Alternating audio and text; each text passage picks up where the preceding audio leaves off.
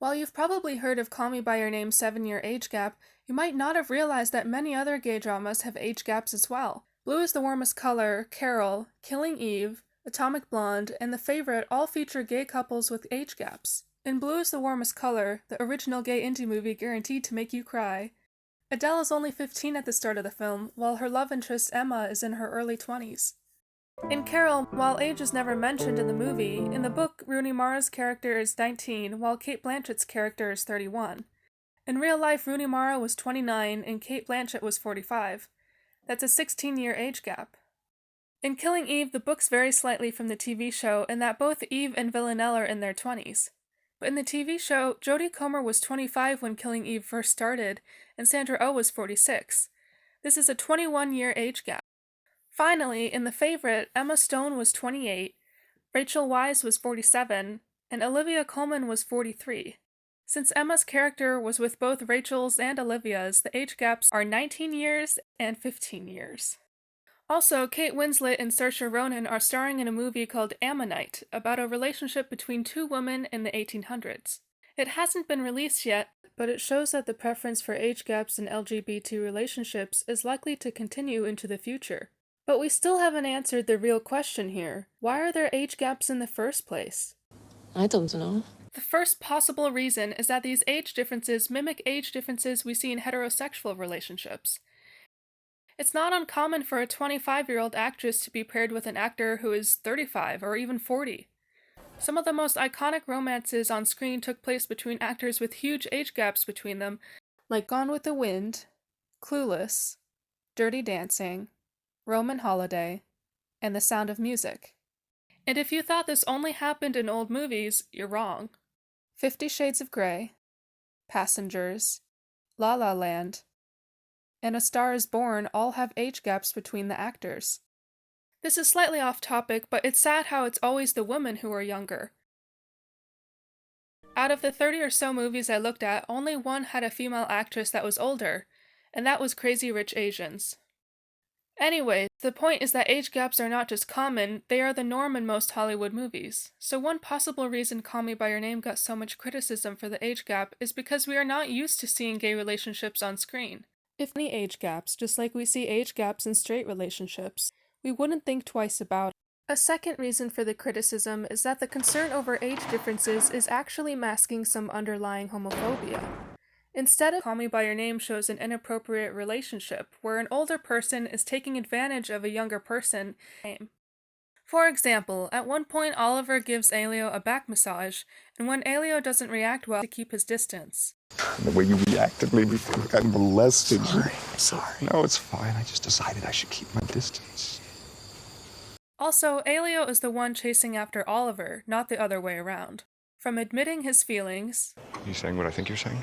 to standing too close, making a truce, kissing Oliver a second time, writing a letter to Oliver, Can't stand the silence. I need to speak to you. happened. Shouldn't have said anything. Just pretend you never did. Or does that mean we're on speaking terms, but not really? Like, Making things very difficult for me. he stops Elio from kissing him. No. We should go. He tells Elio to grow up, Grow up. and he says he hoped he didn't mess Elio up. And I hate the thought that maybe I may have messed you up. Call Me By Your Name is not a story of an abusive relationship. Sit for a second. Relationships we see on screen. We are used to an older man being in love with a younger woman. By having an older, more stereotypically masculine character paired with a younger, more feminine character, we can project the gender roles that we are used to seeing. In this way, age gaps represent a subtle form of homophobia, even though they seem more masculine, and she's also the more dominant and aggressive one. Combien de fois t'as couché avec lui? Dis-le-moi! Whereas Adele is much more vulnerable. Adele cries before Emma leaves, when Emma is leaving, and after Emma left. This vulnerability makes her a more stereotypically feminine character. In Call Me By Your Name, the older character Oliver looks traditionally masculine, whereas the younger Elio has a more androgynous quality. Elio is also more vulnerable, as shown by his nosebleed, as well as crying when Oliver is about to leave. I don't want you to go. Crying when Oliver leaves, crying after Oliver leaves, and crying the winter after that. Again, being vulnerable makes for a more stereotypically feminine character. In Carol, Carol is the one who asks if Therese would like to come over on Sundays. What do you do on Sundays? Nothing in particular. What do you do? And asks if Therese would like to live with her. The apartment's nice.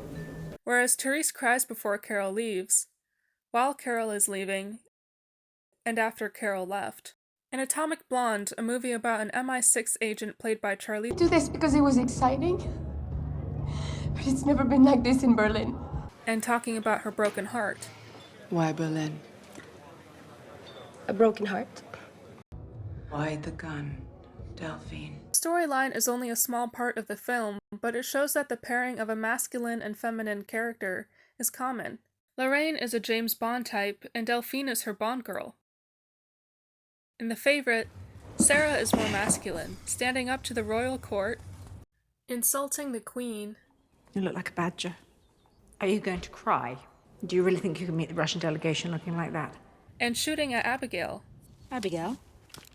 As you can predict, Abigail is more vulnerable. Abigail can't stand up to the court since she is from a poor family. She works as a servant, and she's kind to the queen. Another theory is that age gaps emphasize the idea that the relationship is wrong. Not only are the characters dealing with a homophobic society, but a society that does not approve of age gaps. This makes for more dramatic movies where characters must deal with the added criticism of being too old or too young for their partners. This is the same reason gay dramas are usually set in the past. There's higher stakes and more opportunity for heartbreak. These movies include Carol, Call Me by Your Name, Portrait of a Lady on Fire, Atomic Blonde, Blue is the Warmest Color, and The Favorite. In the end, Carol loses her daughter and almost loses Therese. Oliver leaves, Eloise gets married, Delphine dies, Adele is alone, and Abigail is no more than a pet to the queen. The films limit the amount of happiness that the gay characters can achieve. That's it